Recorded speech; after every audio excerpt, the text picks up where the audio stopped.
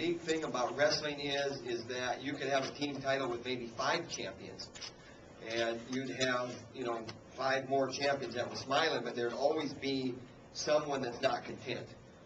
And when you look at guys that really are after the crown or the title, and you see them train for it every day, and then they fall short, and they have a piece of them literally torn out, and that's cliche now. It tore its guts out to lose, but it's true.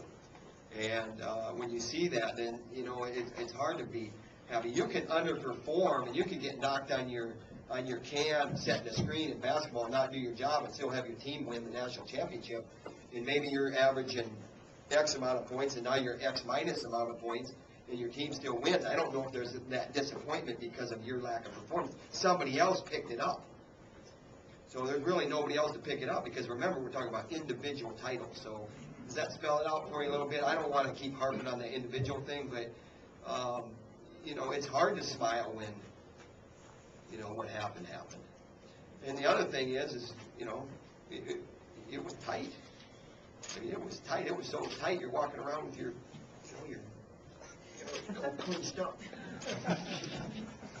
Andy Hamilton, we got a great relationship. I've never sent a crossword to him. He asked a question in the back hallway. I jumped down his throat. I don't remember jumping down his throat, but he reminds me of it every time we see each other.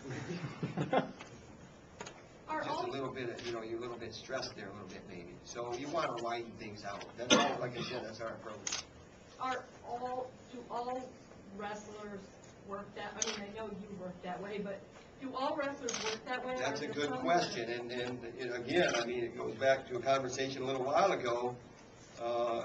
You look at a past team like '91, and we had 4 guys losing the finals there, but I'll tell you what, all 4 of those guys wanted to win and were supposed to win from our perspective.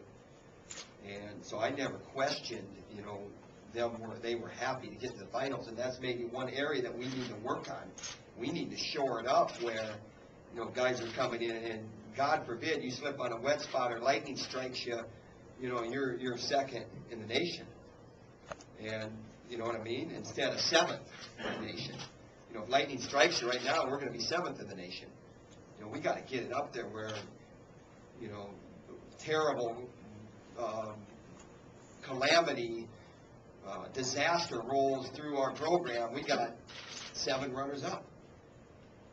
That'd be a terrible disaster. That'd be a great mindset to have, and that's what we got to work on. We got to approach that. Is this team better than last year's team right now?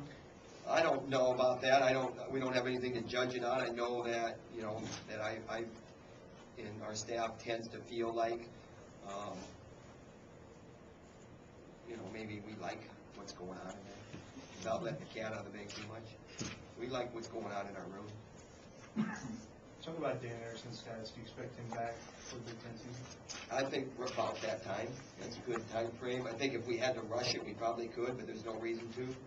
The interesting thing about Dan Erickson is that he's grown up and matured, and he's taken this in stride, even though at the beginning it bummed him out. But I'll tell you, it's different than the injury that he had. Well, he's been injured, here and there, but it's different than past injuries that he's had. His approach to the rehab and how he's approached it, and you deal with, like I said, I mean, you don't like what happened, or you got to deal with it every day and get better every day. And every day he's better at 9 o'clock at night than he was at 9 o'clock in the morning. So a lot of progress being made. Yes. How does that affect his ability to qualify for the national tournament with the new? Well, heavyweight will have, by the end of the year, we'll know what the gold and silver standard is, and we'll have a number at the Big Tens. But it will affect his whatever they call it. What do they call it there? I want to call it APR, but that's an academic thing. So good question there. Good insight. We've thought about it, but there's nothing you can do. So. It sounds like you're fairly happy with the competition at heavyweight right now with Erickson out there. You go with what you got, and we got 2 guys there that now have an opportunity, and it's time to step up and be measured, and when it's your opportunity, get her done, stud. Jordan Johnson they're two different heavyweights, though. One's a great big pummeler, and the other guy's kind of a little bit smaller and more of a scrambler. And Jordan Johnson won the wrestle off, and that's our guy right now. But you know, we're not opposed to anything. We're not opposed to either one of those guys stepping up and whipping some tail. And they got some tough assignments coming up. I mean, and I say this in the past too. If they're going to poop their pants in Hilton Coliseum just because they're not a veteran, then we'll move. Who's number 2 at 97? We'll move Lofthouse to heavyweight. You know, we're not going to have anybody in there that's pooping their pants in front of, you know, the enemy arena. So, and I think they're up to the challenge. I think Jordan Johnson, the thing about Jordan Johnson is he's a unique bird. He's a funny guy. He's got the screw loose up here a little bit. And in a good way.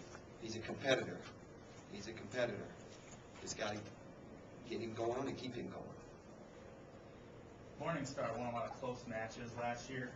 Do you want to see him kind of pull away from guys, or are you happy that he's winning those close matches? Well, you're happy that he's winning close matches, but it goes back to the domination thing, and can you relax in your chair? And, you know, he acts like he's got everything under control, but it sure doesn't make me feel good, and I know it doesn't make, and when I say good, I mean confident. I mean, yeah, I'm confident in him, but let me back up there. It doesn't make me feel relaxed, you know, that type of thing, you know, where you're just watching the match and being entertained.